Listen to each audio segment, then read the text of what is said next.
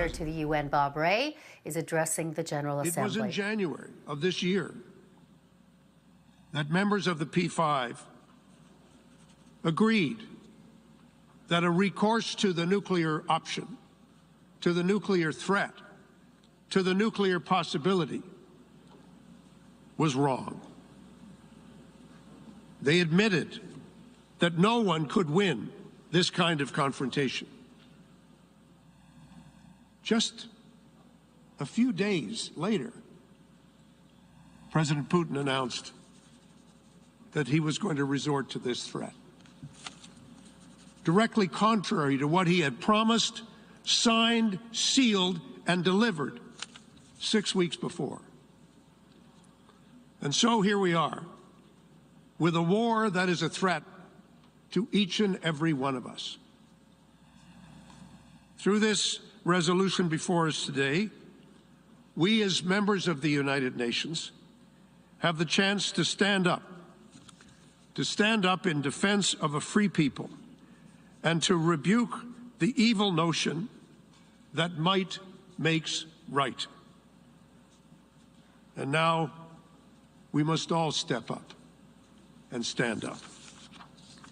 Canada urges all member states to unequivocally condemn Russia's actions and to vote in favor of the resolution that is now before the Assembly.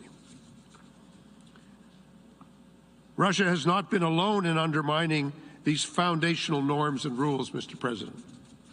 Belarus has also violated its obligations under the UN Charter and under international law. By allowing Russia to use its territory to invade and launch attacks against Ukraine, Belarus is aiding and abetting Russia's illegal war of aggression.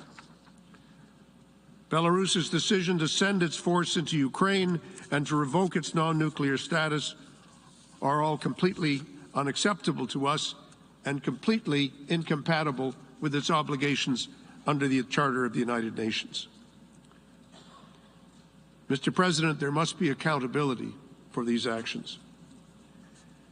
As Russia has escalated its unjustifiable attack on Ukraine, its forces have encircled and shelled Ukrainian cities, targeting, killing, and maiming innocent Ukrainian civilians, children, women, and men.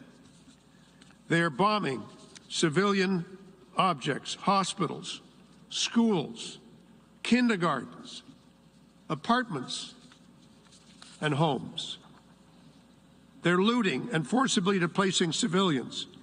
Many hundreds of thousands have fled in freezing temperatures, seeking shelter across Ukraine's borders. There are credible reports that Russian forces are using prohibited weapons, including cluster bombs, and imposing siege warfare on Ukrainian cities. This is not news that comes in last week, news that comes in this morning. Pictures one can see visibly on social media as to what is taking place. Very different from the wars that have been waged in the past. We know what is happening in real time, and it is completely abhorrent. Let me be very clear, Mr. President. These are violations of international law, and they are acts that could amount to war crimes under international humanitarian law. Those acts flow directly from decisions that were made by President Putin and his inner circle, and were enabled by Belarus and their leaders, and carried out by Russia's armed forces and its proxies. These crimes began with an idea. What was the idea? We don't have to invent it. All we have to do is read President Putin's speeches and watch his declarations. The idea that a group of people are lesser, unequal, and unworthy worthy of the protection of the law. The idea that a people, in fact, do not exist as a people, that they don't have a right to be themselves, that they don't have a right to their own nation, to their own country, that they have no right to the protection of the Charter. The way Vladimir Putin describes the Ukrainian nation and its supporters over many generations fits the description of the idea that I have described. And it's that idea that lies at the heart of the acts that follow. Because actions don't come out of the blue. They don't come out of nothing. It all starts with an idea. And yet, with a terrible sense of irony, President Putin has perverted the very notion of genocide by alleging that genocide has been committed in Ukraine. I must stress, there has been no such finding substantiated by any UN or independent organization. And as my colleague from Brazil said, just speaking before me, if there are complaints, and obviously there have been in this chamber and in the Security Council with respect to the treatment of the Russian minority in Ukraine, even if those complaints were fully justified, they are not an excuse for war, and they are not an excuse for the aggression that we have seen. Ukraine has filed its own application under the Genocide Convention to the International Court of Justice. Canada takes the allegations filed by Ukraine with the greatest seriousness, as it does the decision of the prosecutor of the International Criminal Court to begin an investigation into potential crimes against humanity. These decisions are not taken lightly, and they have the most serious of consequences. But I want to stress, it is the International Court of Justice and the International Criminal Court that are the places for these allegations to be dealt with, not the battlefield, and never by unilateral aggression. That's why we signed up to the Charter. We signed up to the Charter because we agreed that we would subject our disputes to processes created by us over many, many arduous years and debates. What would be done in the event of a profound difference of opinion between states? We don't go to war. We go to the negotiating table. We go to court. We go to mediators. That's how we resolve disputes. The other way lies madness. Canada and the international community will spare no effort to ensure that violations of international law in Ukraine are in fact investigated, that evidence is gathered, and that the perpetrators are held to account. We do so not only out of our conviction that the use of history, that the arc of history tends towards justice. We do so because what Ukrainians are being subjected to is horrific, and they deserve better, and they deserve more.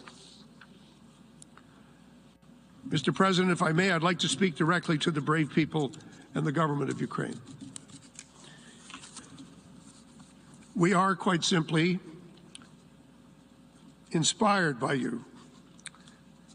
We are standing with you, and you are not alone.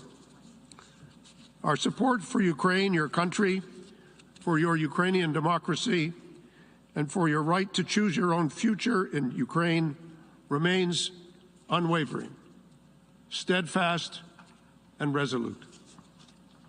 Canada will do everything in its power to help you as you hold strong and defend your homeland against this terrible Russian aggression.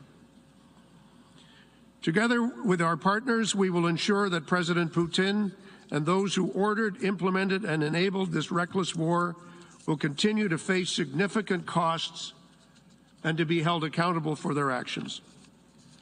Your struggle is now our struggle, and we are with you. Mr. President, if I could speak directly to the people of Russia.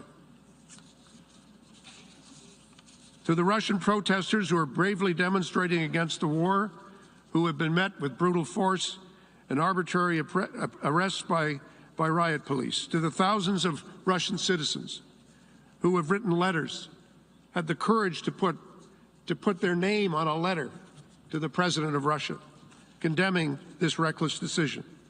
To all those Russians at home and abroad who are opposed to this senseless war, and you are in the millions. Canada and the world we see you and we hear you. Your president, Vladimir Putin, has sorely miscalculated. He has ignored the democratic and law-abiding spirit of the Russian people. He has underestimated the brave Ukrainians defending their country from aggression, with whom you have no cause for war, no cause for hatred, no cause for violence. And he has severely misjudged the resolve of the world to stand against him.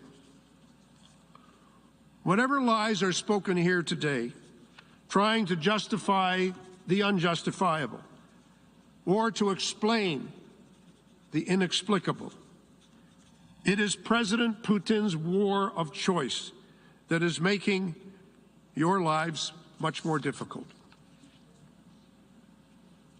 But there is always time for de-escalation. There is always time for dialogue. And your president must choose this path. Should he not, I believe it will show just how much contempt he has for you and for the future of your country and the planet that we live on and share together. Mr. President, we should all say together, directly to President Putin, stop this war. Stop this war. Stop it before there is more death, more pain, and more hardship.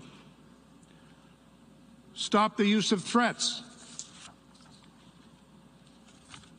Take your finger away from the nuclear button and never put it back for as long as you live.